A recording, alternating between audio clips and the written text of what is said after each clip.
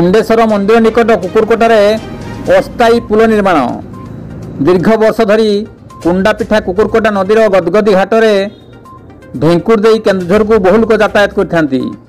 एठारे एक पुलर आवश्यकता थिले मध्य स्थानीय नेता और कर्मी अपारगता जो पुल निर्माण संभव हो पारि नाही। कुंडापिठार उक्त गदगदी घाट एक त्रिसंगम तीर्थ एवं मनोरम स्थान। एठारे बाबा कुंडेश्वर मंदिर रही एवं पूजा पाउछंती। प्रतिवर्ष मकर संक्रांति ठारू सप्ताहव्यापी मकर मेला अनुष्ठित होता है। मंदिर उद्योक्ता मानक प्रचेष्टार उक्त स्थान में मकर पूर्व अस्थायी पुल निर्माण करा जाए, किंतु बहु लोक मंदिर निकट थिबा चेक डैम दे यातायात करथांती।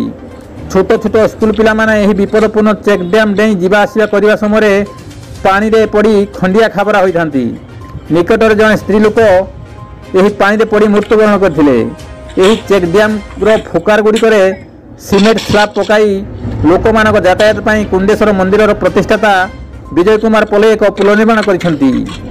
तांको उद्यम साधुवाद जणाइसंती। Rabindra Raut report KD news.